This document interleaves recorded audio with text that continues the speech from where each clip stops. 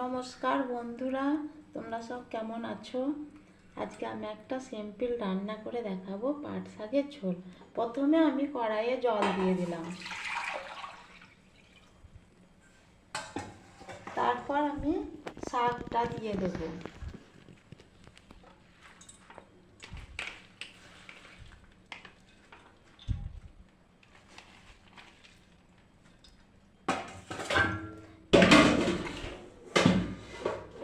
তারপর আমি নুন দিয়ে দেব।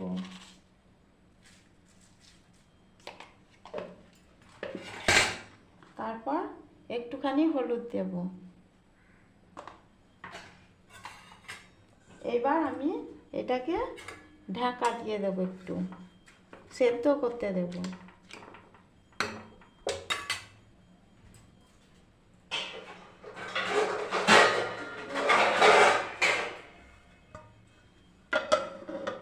সেদ্ধ করে নেব।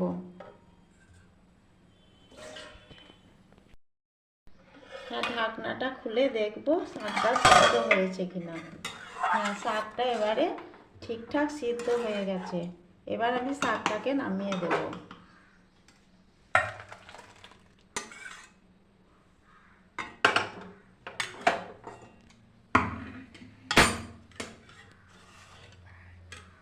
এবারে তেল দিয়ে দেব কড়াইয়ে।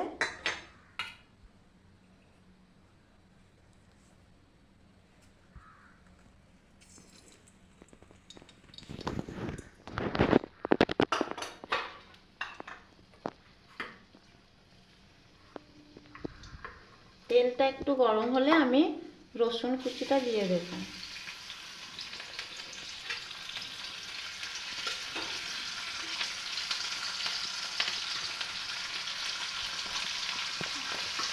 তারপরে লঙ্কা কুচিটাও দিয়ে দেব।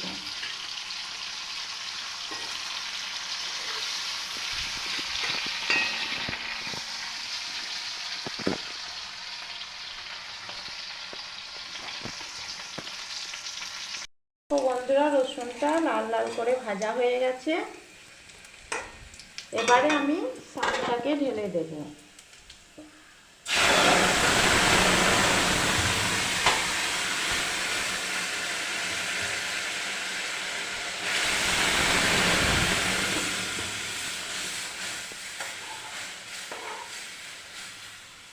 আমার শাক রান্না হয়ে গেছে, এবারে আমি নামিয়ে নেব।